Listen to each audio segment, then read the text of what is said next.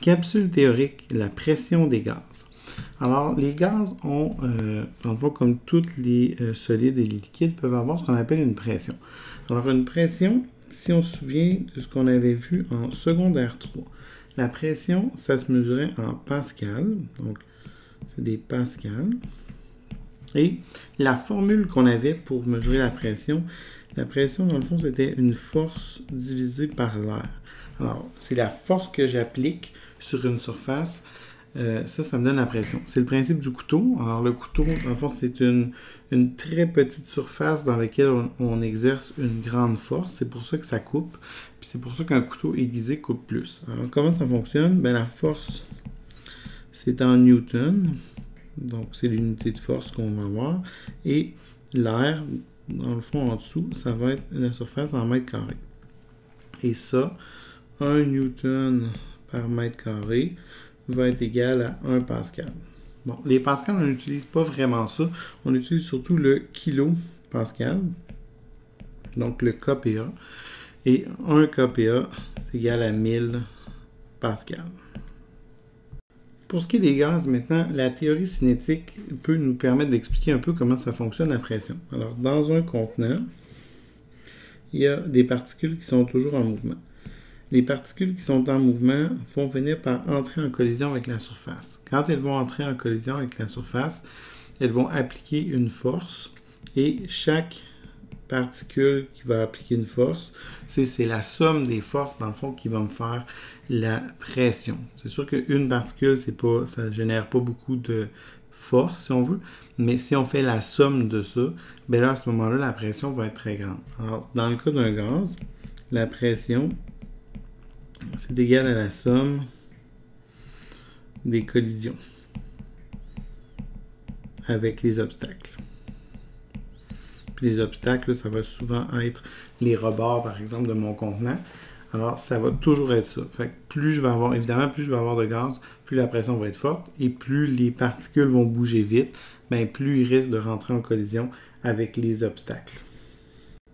Comme on l'avait vu avec la théorie cinétique des gaz, habituellement, les petites particules, avec les petits atomes, dans le fond, ou les petites molécules, ils se déplacent, donc un mouvement plus rapide. Fait qu'il va y avoir plus de collisions. Sauf que les collisions vont être moins fortes parce que la masse est faible.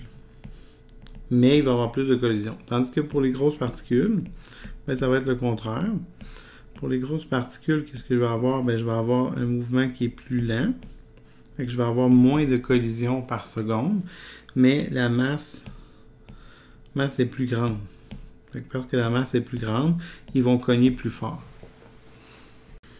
Ce principe-là s'explique par la loi de Newton, la deuxième loi du mouvement que vous allez voir en physique, qui est F est égal à m fois A. Donc A étant l'accélération, fait que mes particules plus petites ont plus d'accélération mais moins de masse, donc ils génèrent une force qui est d'une certaine valeur, tandis que mes particules plus grosses ont moins d'accélération mais plus de masse. Mais comme c'est du 1 pour 1, ben, ce que ça fait, c'est que peu importe le gaz, si je maintiens la température et la pression constante, donc pour toute température et toute pression constante, les collisions vont être égales pour tous les gaz. Donc tous les gaz vont avoir le même nombre de collisions à ce moment-là si la température et la pression est pareille. Maintenant, la pression atmosphérique. La pression atmosphérique, c'est la pression des gaz de l'atmosphère. Alors, dans le fond, on sait que l'air qu'on respire là, est constitué de plusieurs sortes de gaz. Il y a du diazote, du oxygène, du dioxyde de carbone. Et tous ces gaz-là exercent une pression qu'on appelle la pression atmosphérique. Alors, comment on fait pour mesurer ça? Bien, on a fabriqué ce qu'on appelle un baromètre. Le baromètre, c'est un appareil qui mesure la pression. Le premier baromètre qu'on a eu, là, il a été construit en 1643 par Torricelli, qui était un Italien.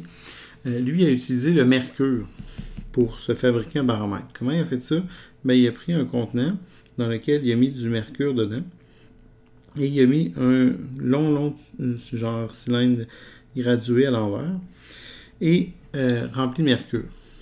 Donc, il y avait une certaine hauteur au niveau du mercure. Ça, c'est du vide qui est là. Et Dans le fond, ce que ça faisait, c'est que le mercure montait ou descendait, la hauteur de la colonne changeait en fonction du moment de la journée ou de l'altitude. Fait que ce qu'il faisait, c'est qu'il mesurait la hauteur ici avec la colonne de liquide. Fait que ici, là, ça lui donnait une valeur, par exemple 760 mm. Fait qu'il disait qu'il y avait 760 mm de mercure. Et ça venait de où? Ben, ça venait du fait qu'il y avait l'air qui exerçait une force de chaque côté sur le liquide pour faire monter le liquide. Fait que si ma pression atmosphérique était plus forte, ben, le liquide montait plus haut dans la colonne. Et si ma pression atmosphérique était plus basse, ben, c'était mon liquide qui redescendait vers le sol. Parce qu'il ne faut pas oublier que le mercure ici exerçait une force. Il avait une pression aussi qui se calculait par la force divisée par l'air, fait qu'il exerçait une pression. Fait que ça, c'est ce qu'on a fait pour mesurer les gaz. On appelle ça un baromètre. Et on a évidemment associé la pression atmosphérique normale, donc la pression standard, donc la pression normale qu'on va dire, ben, elle va être égale à 760 mm de mercure. Et ça, on a établi que ça équivalait à 101,3 kPa, où on utilise aussi le terme 1 atmosphère, parce que c'est la pression atmosphérique. Alors, c'est avec ça qu'on se sert, dans le fond, on se sert de cette espèce de comparatif-là pour pouvoir faire des comparaisons et des conversions d'unités au niveau de la pression. Alors, si on fait un exemple, juste pour comprendre la conversion des unités, si je veux convertir 550 mm de mercure en kilopascal, comment je vais m'y prendre? Bien, premièrement, je vais me servir d'un produit en croix. Ça veut dire que je vais faire un comparatif. Je sais que 760 mm de mercure, c'est la même chose que 101,3 kPa. Et là, ce que je vais faire en faisant mon produit en croix, c'est que je vais mettre la valeur en millimètres de mercure ici. Et je vais chercher la section en bas en kilopascal. Fait que là, je vais faire mon produit en croix. Ça veut dire que ça va me donner 550 mm de mercure multiplié par 101,3 kPa. Tout ça divisé par 760 mm de mercure. Et le 760 mm de mercure, on se rappelle que c'est la pression normale ou, si on veut, standard de l'air. Fait que les millimètres de mercure vont simplifier ici. Fait qu'il va me rester juste des kilopascals. Et si je fais le calcul, ça me fait 73,31 kilopascals. Alors ça, c'est comment on fait dans le fond pour convertir des millimètres de mercure en kilopascals. Pour mesurer la pression des gaz, on va utiliser ce qu'on appelle un manomètre. Alors un manomètre, c'est un appareil qui permet de mesurer la pression d'un gaz par rapport à soit la valeur absolue, ce qui veut dire si mon tube est fermé, ou de manière relative en comparant avec la pression atmosphérique.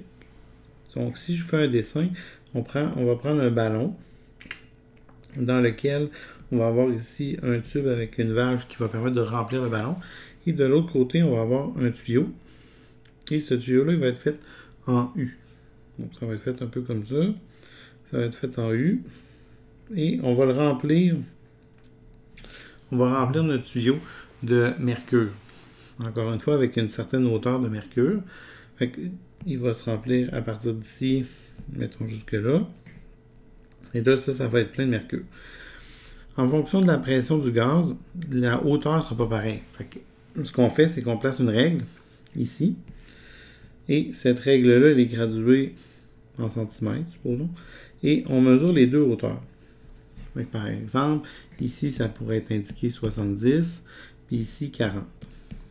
Et là, c'est la différence de hauteur qui va être importante. Donc, ça va être 70 moins 40. Ça veut dire que je vais avoir un 30 cm. Donc, 30 cm, ça équivaut à 300 mm de mercure. Fait que ça va être la pression de mon gaz. Ça va être la pression absolue. Je vais avoir mesuré la pression avec ce genre de manomètre-là. Bon, ça, c'est des manomètres qu'on va utiliser qui sont un peu plus rares parce qu'il faut que le bout soit fermé et mon mercure est déjà dedans. Si ce n'est pas le cas, on va utiliser ce qu'on appelle des manomètres à bout ouvert qui vont mesurer, eux, une pression relative, ce qui veut dire qu'il va falloir comparer avec la pression atmosphérique. Maintenant, les manomètres les plus communs, c'est les manomètres à bout ouvert. Donc, le manomètre à bout ouvert fonctionne un peu de la même manière. Ça veut dire que j'ai un gaz dans mon ballon. J'utilise encore le tuyau là, pour remplir. J'ai un tuyau en forme de U qui a du mercure dedans. Mais là, à ce moment-là, le bout ici est ouvert. Qu'est-ce que ça veut dire? Ça veut dire que l'air peut entrer en interaction avec ça. Ça veut dire aussi que la pression atmosphérique, s'applique sur mon liquide. Alors, dans le cas qui est dessiné là, encore une fois, il y aurait une règle qui serait placée ici. Et la règle, il va avoir encore deux hauteurs. J'ai encore la hauteur 1 et la hauteur 2. Si la hauteur 1, c'est 20, puis la hauteur 2, c'est 50. Là, à ce moment-là, si je veux calculer la pression, c'est plus juste 30 cm.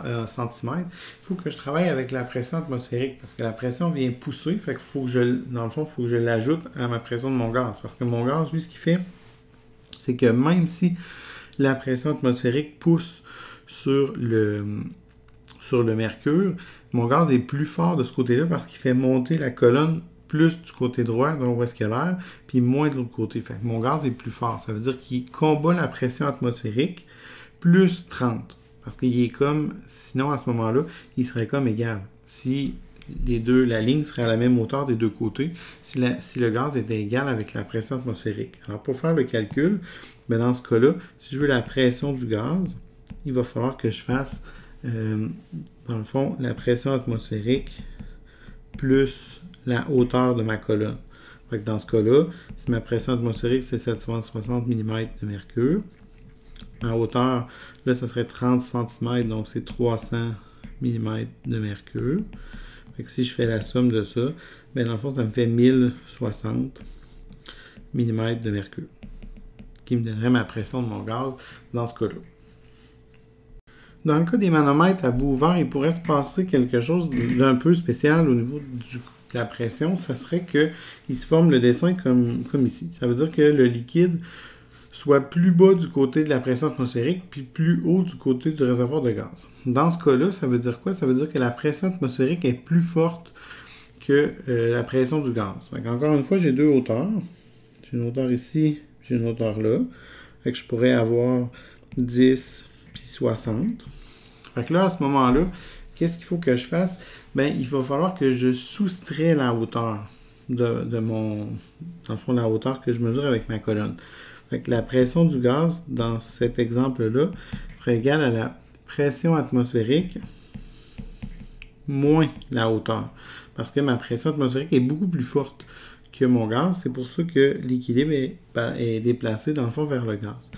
Dans cet exemple-là, la pression du gaz serait égale à 760 mm de mercure, moins, là j'aurais une différence de 50, ça veut dire 500 mm de mercure, ce qui va faire que je vais avoir une pression de 260 mm de mercure pour mon gaz. Donc, pression inférieure à la pression atmosphérique à ce moment-là. C'est comme ça qu'on fait pour faire le calcul. Il faut juste ajuster pour voir est-ce que c'est plus ou c'est moins. Pour le savoir, on regarde de quel côté la colonne est plus haute ou plus basse. Alors, si on résume ce qu'on a vu que la pression, c'était une force divisée par une heure. Et ça se mesurait en pascal. Et que 1000 pascal, ça équivalait à 1 kilopascal. Bon, on a dit aussi que la pression dans un gaz, c'est égal à la somme de toutes les collisions qu'il y avait et que peu importe le gaz ou la grosseur des particules, tous les gaz ont le même nombre de collisions. L'important, c'est d'avoir une pression constante et une température constante. Donc, tous les gaz, que ce soit du N2 ou du O2, à une température donnée, une pression donnée, ils vont avoir le même nombre de collisions à l'intérieur.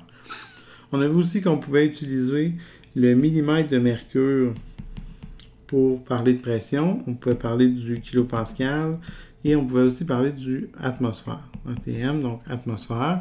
Et on était capable de convertir les trois, ce qui veut dire que 760 mm de mercure, c'était égal à 101,3 kilopascal, qui était égal à 1 atmosphère. Et on était capable, avec un produit en froid, de passer d'un à l'autre. Et on a vu aussi qu'on pouvait utiliser les manomètres pour mesurer la pression des gaz. Ça nous prend un récipient fermé dans lequel on met un tuyau en U. Et si on a un bout ouvert, on mesure une pression relative. Ça veut dire qu'il faut ajuster avec la pression atmosphérique. Puis si on a un bout fermé dans lequel l'air ne vient pas jouer, bien là, à ce moment-là, on a la pression absolue du gaz.